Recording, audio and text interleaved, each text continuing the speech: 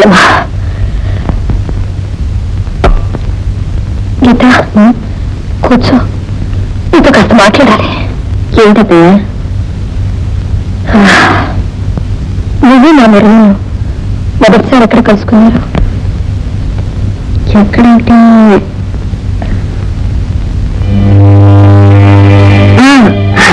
కోర్టులో కలుసుకున్నాం అత్తయ్య. అదే షటిల్ కోర్టులో కలుసుకున్నాం. నేను మీ అబ్బాయి షటిల్ ఆడేవాళ్ళు. ఆడడం అంటూ ఆడేదాన్ని, కానీ ఎప్పుడు ఆయన దగ్గర ఊడిపోదాన్ని. ఆయన చాలా బాగా ఆడేవారు అత్తయ్య. అత్తయ్య, మీరేం అనుకోనంటే నేను మాట్లాడుతాను. మీరు చూస్తే బొట్టు పెట్టుకున్నారు, మళ్ళీ మంగళసూత్రాలు ఉన్నాయి. మామయ్య గారు ఇంట్లో కనపట్టలేదు. ఆయన ఏదైనా ఊరన్నారు అత్తయ్య?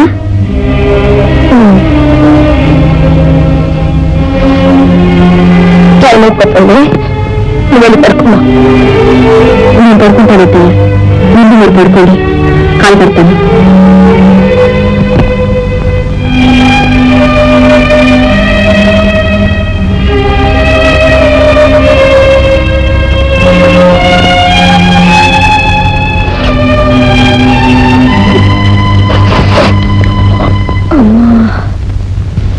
ప్రాణం పోతుంది, తలనొప్పి.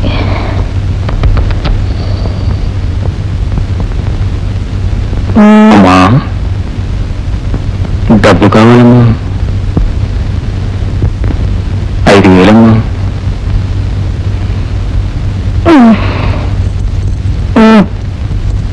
గీత, బీరో తెరిచి 5,000 డబ్బులు. ఎందుకమ్మా? నేను తీసుకుంటా కదమ్మా. అక్కర్లేదురా, పెళ్ళైన తర్వాత నేర్చుకోవాల్సిన పనులన్నీ పెళ్లికి ముందు గీత నేర్చుకో. వెళ్ళం, వెళ్ళు.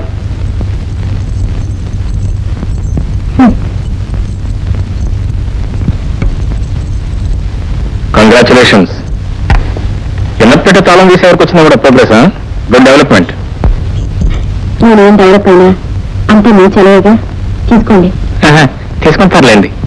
ఏదో దండం కలిసి గట్టెక్కిస్తామని అనుకున్నాను, కానీ నువ్వు ఇలా మా అమ్మని కాకబట్టి ఇక్కడే పర్మనెంట్ సెటిల్ అయిపోవాలనుకుంటాను మాత్రం అనుకోలేదు. చూడండి, మీరు పిలిచారు, నేను వచ్చాను. దట్సాల్. ఈ ఇంటికి వచ్చాక మీ అమ్మగారు అనారోగ్యం చూసి ఆవిడ సేవ చేయాలనిపించింది. ఆవిడ మంచితనాన్ని చూసి గౌరవించాలనిపించింది. అంతేగాని మీ పెద్ద ఇంటి మీద మోగితే ఇక్కడ ఉండలేదు. ఇదిగోండి, మీ తాళం చేతులు మీ దగ్గరే ఉంచుకోండి. గీత ఏదైనా అడిగితే ఇష్టం వచ్చిన అబద్ధం చెప్పుకోండి. కాబోయే కోళ్ళమ్మా అని మీరు పరిచయం చేశారు. అత్తయ్య వస్తే తిరామా అని ఆడ ఆర్డర్ వేశారు. మీ ఇద్దరు తృప్తిపరచడానికి నేను గీత పేరుతో అబద్ధం పోకపోతున్నాను. ఇదేమన్నా నాకు సరదా అనుకుంటున్నారా? కింద నాకేమైనా కలిసి వస్తుంది అనుకుంటున్నారా? చూడండి, నా మాటలు మీకు ఏమైనా బాధ కలిగించుంటే నన్ను క్షమించండి. వస్తాను.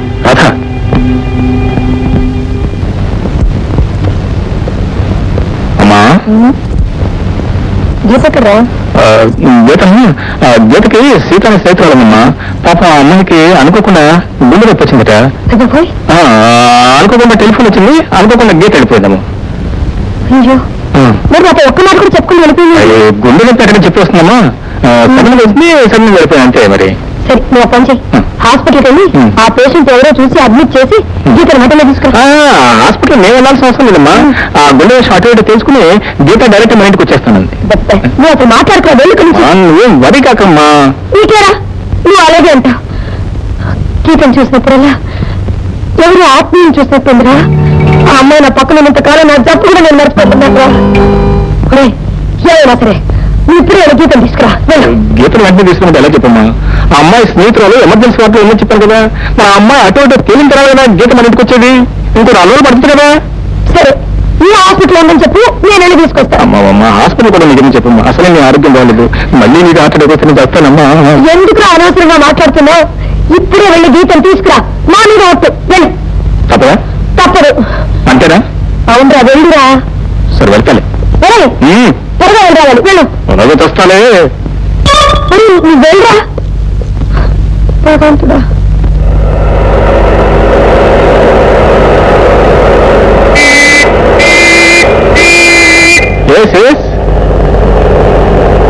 హలో, మీరా? Good morning. Good morning. ఏమిటి ఆపారు? నేనే రాంగ్ సైడ్ లో రావట్లేదు. ఆ పాయింట్ కరెక్టే సార్. కానీ ప్రస్తుతం మీరు మీ భార్య గారిని వెతుక్కుంటూ బయలుదేరారా లేదా? ఈ విషయం మిగిలిన తెలుసు. ఎలా తెలిసేది సార్, నేను ఎవరిని హెడ్ కానిస్టేబుల్ దుర్ముహూర్తాన్ని. అందరికీ 10 కళ్ళు ఉంటే నీకు 100 కళ్ళు ఉంటాయి. ఈ సగటు మీకు నేను చెప్పాను మన బస్ స్టాండ్ లో. Correct correct. అవును, ఎందుకు నా భార్య మీకు కనిపించిందా? కనిపించింది సార్, కానీ ఎలా పట్టుకున్నారు, ఎక్కడ పట్టుకున్నారు అని ఒక్క మాట అడగలేదు సార్. ఎలాగెలా పట్టుకున్నారు ఎందుకు ఎక్కడ ఉందో చెప్పండి. చెప్తాను సార్, నా తెలివితేటని మీతో చెప్పుకునే వరకు నాకు మనసు అవుతుంది సార్.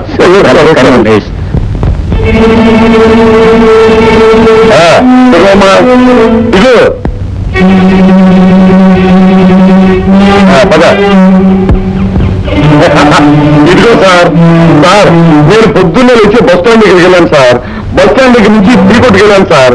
టీ కొట్టుకు వెళ్ళి ఏం చేస్తున్నామని అడిగాను సార్. ఏం చేశారు నాకు చెప్పండి. టీ కొట్టు దగ్గర ఏం చేస్తాను సార్, టీ తాగుతున్నాను. అలా టీ తాగుతూ తల పక్కన తిప్పాను సార్. పక్కన తిప్పగానే మీ ఆవిడ గారు బస్ స్టాండ్ లో బస్ ఎక్కుతూ కనిపించారు సార్.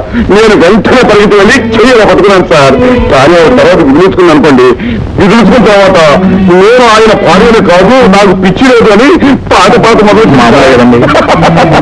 మొదటితో మాత్రం నేను ఊరుకుంటాను సార్. అలా వీల్లేదు. నేను ఈ ఊళ్ళో ఉన్నంత కాలం మీరు మీ భర్త గారు వదలడానికి వీల్లేదు అని నచ్చ చెప్పి తీసుకొచ్చేసరికి నా తలపేయడం తొక్కొచ్చాను అనుకోండి. ఇదిగోండి సార్, తీసుకెళ్ళండి బాబు.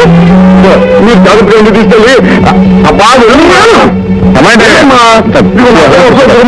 లేకపోతే మిమ్మల్ని అరెస్ట్ చేయాల్సి వస్తుంది. మా ఊరిని వదలండి బాబు. నా పని కలిపి అసలు ఈ రోజు నా పెళ్ళి బాబు.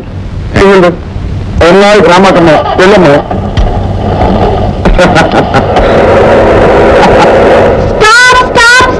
ఏమవుతుంది? ఇందాక మాట్లాడారు, ఇప్పుడు ఎందుకు తీసుకెళ్తున్నారు? కాదు, అప్పుడు నువ్వు ఉద్యోగం కావాలన్నాగా, మంచి ఉద్యోగం చూశాను. ఏది మీ అమ్మగారు ముందు గీత పెట్టి నటించరా? అడిగావు. కలెక్టర్ ఆఫీస్ లో మంచి టైపిస్ట్ ఉద్యోగం ఉంది, అది నీకు ఇప్పిద్దాం. ఇప్పించకపోతే ఎప్పుడు నీ ఇష్టం, నీ రోడ్డు గట్టగా ఉన్నాయిగా. అవసరం లేదు, ఒకేసారి మీ ఇంటి నుంచి పర్మనెంట్ గా వెళ్ళిపోతాను. అట్టాగే వెళ్ళిపోతాను. అమ్మా గీత వచ్చిందా? వచ్చిందమ్మా. నిన్ను చూడకపోతే నాకు ఏదైనా అయిపోయింది. సరే కానీ మీ ఫ్రెండ్ సీత ఎలా ఉంది? సీత నీ స్నేహితురాలు హార్ట్ అటాక్. సీత బాగుంది. బాగుందమ్మా, గుండె పట్టుకుంటున్నాను. అమ్మయ్యా, చూడమ్మా, నేను నాకు ఒక మాట ఇవ్వాలి. ఏంటండి? సారీ అత్తయ్య అన్నా బాగుంది. చూడమ్మా, నేను నాకు ఒక మాట ఇవ్వాలి. నన్ను అడగకుండా, నాతో చెప్పకుండా ఈ గడప గది నువ్వు వెళ్ళకూడదు. మాట నిన్ను అడిగి నీతో చెప్పి గడప దాటేసి. అలాగే అత్తయ్య.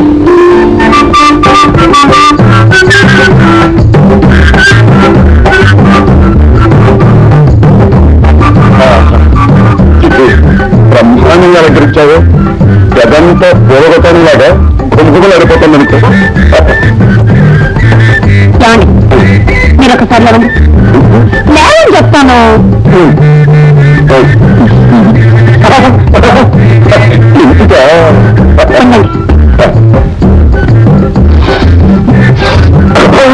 సెట్ కూడా సెటప్ చేశారు. అంతేకాదు, మీరు కూర్చోండి. చూడండి, మనం తినటానికి పళ్ళు, మిఠాయిలు, తాగటానికి పాలు అన్ని సిద్ధం తీసుకుంటాను. బ్రహ్మాండంగా సెటప్ చేశారు.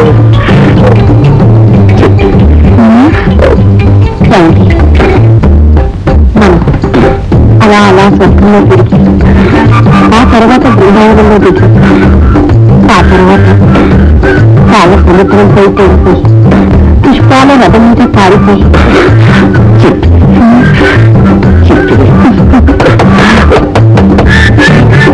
ఎవరది? సార్ ఈ వీధిలో దొంగలు పడ్డారండి, మీరు అర్జెంట్ గా రావాలి సార్. వస్తున్నా. చాలే, మీరు అడగండి, వచ్చి వాడే వెళ్ళిపోతాడు. అదే తప్పు. ఈ దుర్ముహూర్తం ఈ వీధిలో ఉండగా ఆ దొంగ రాసుకెళ్ళి ఈ వీధిలో రావడానికి వాడికి ఏమి ఉండదు. ఇప్పుడే వాడి సంగతి తెలిచేస్తాను. అదేం కుదరదు, మీరు వెళ్ళకూడదు అంతే. నీకు తెలియ చెప్తే ఏం లేదు. ఉండమంటుంటే నేను ఇప్పుడే వస్తాను.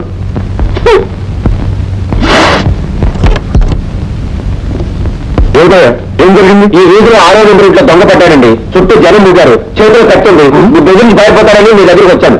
ఆయన రారు, అదేదో నువ్వే చూసుకో వెళ్ళు. రానంటూ రూల్స్ విరుద్ధం. ఏంటండి రూల్స్ మాట్లాడుతున్నారు?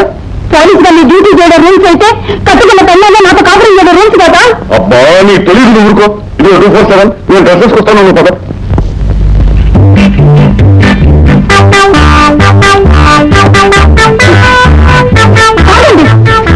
డ్యూటీలో లాభం మీద విలువ కూడా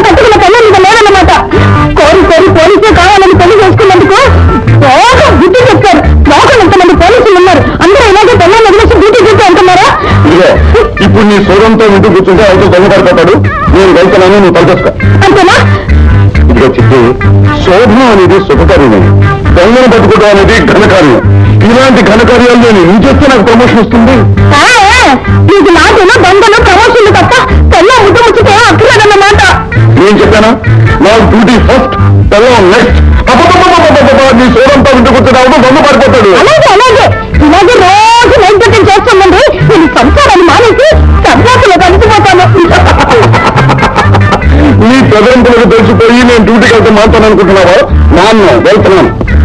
వెళ్తున్నారు వెళ్తున్నాను ఆఖరిసారిగా అడుగుతున్నాను. వెళ్తున్నారు కదా? వెళ్తున్నాను వెళ్ళండి. వెళ్తున్నాను.